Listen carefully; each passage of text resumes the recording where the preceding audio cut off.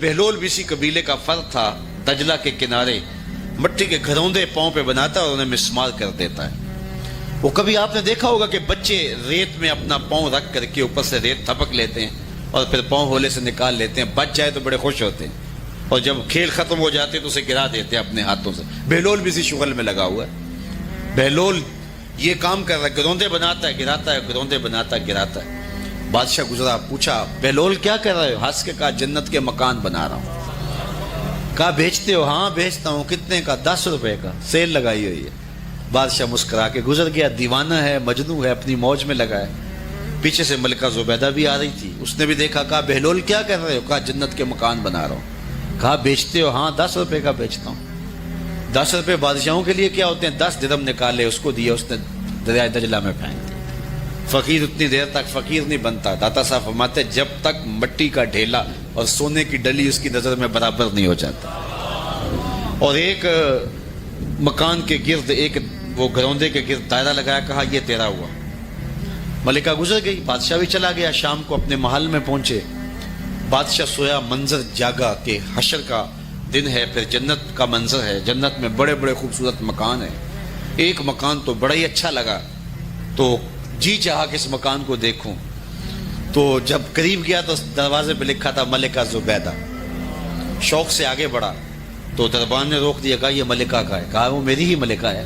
कहा दुनिया के ज़ाब्ते और हैं, आखिरत के ज़ाब्ते और हैं। बादशाह की आंख खुल गई, बेचैन हो गया।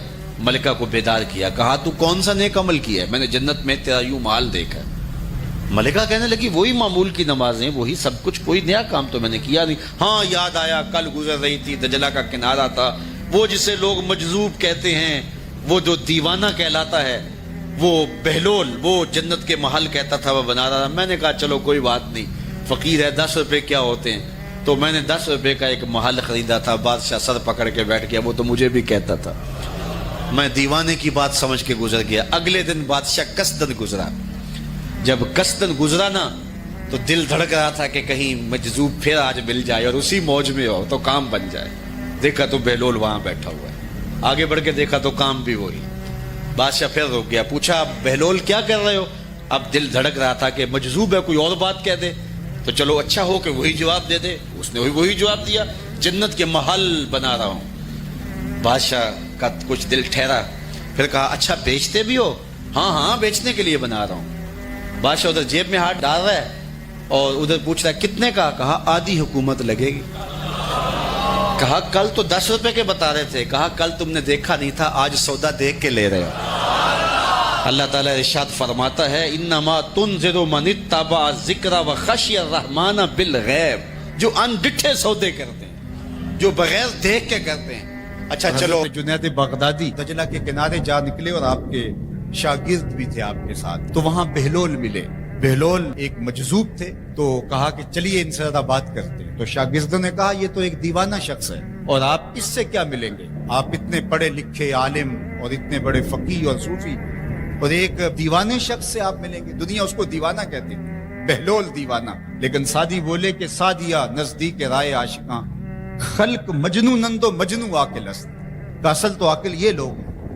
तो खैर हजरत जुनैद बगदादी गए और बहलोल को सलाम किया। कहा कि आप कौन हैं? तो कहा मैं जुनैद बगदादी। तो कहा क्या करते हो? कहा कि मैं पढ़ने पढ़ाने की जिम्मेदारियों में लगा हूं। तो आपने फरमाया कि खाने के आदाब जानते हो? तो कहा कि हाँ, हाथ धोए जाएं, बिस्मिल्लाह शरीफ पढ़ी जाए, छोटा लुकमा लिया जाए और चबा चबा के खाया जाए और उसके बाद अल्हम्दुलिल्लाह कहा जाए। तो बहलोल कहने लगा कि मैं तो आपको बहुत बड़ा आलिम समझता था, आप तो खाने के अदब को भी नहीं जानते। और अपना कपड़ा उठाया, झाड़ा और एक जानिब चल गया। शागिर्दों ने कहा हमने आपको कहा था कि इस शख्स के पीछे जाने का क्या फायदा, ये तो दीवाना शख्स है। तो कहा नहीं मैं इसके पीछे चलता हूँ। फिर आप उसके पीछे भागे। तो फिर बहलोल ने पलट के देखा, कहा कि कौन हो? कहा कि मैं जुनैद हूँ, आपको मिलने आया हूँ।